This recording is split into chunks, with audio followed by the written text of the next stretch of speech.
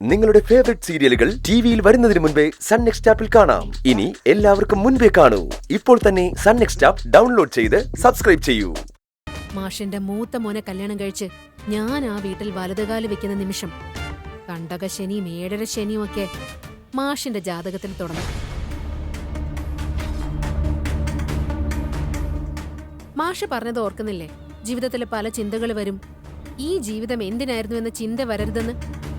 ആ ചിന്ത വരാൻ പോകുന്നതേ നിങ്ങൾക്ക്.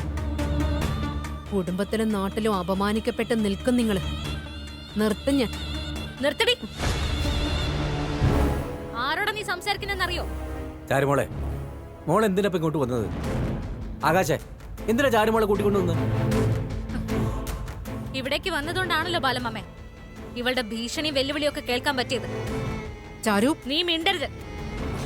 നീ വലിയ ചീഫ് എഞ്ചിനീയർ ആയിരിക്കും, പക്ഷെ ബാലമാമന്റെ നേരെ നിന്ന് സംസാരിക്കാനുള്ള യോഗ്യത പോലും നിനക്കില്ല. എന്റെ ബാലമാമനെ അപമാനിക്കാൻ മാത്രം നീ ആളായോ?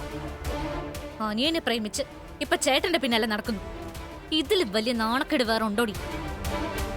നീ ആരോടാ സംസാരിക്കുന്നറിയോ? സംസാരിച്ച നീ എന്ത് ചെയ്യും? ബാലമാമനോട് മര്യാദയില്ലാതെ സംസാരിക്കുന്നത് കേട്ട് ചുമ്മാ മാനത്തോട്ട് നോക്കി നിൽക്കുന്നു വിചാരിച്ചോ? എടി, നീ ഒരു കാര്യം മനസ്സിലാക്കിക്കോ. ഈ കല്യാണം നടന്നില്ലെങ്കിൽ നീ ശ്രേയ രാജേശ്വരി അല്ലെന്ന് വാചകം അടിക്കുന്ന കേട്ടു. ഈ കല്യാണം നടത്താതെ നിന്റെ പേര് ഞാൻ മാറ്റിയിരിക്കും.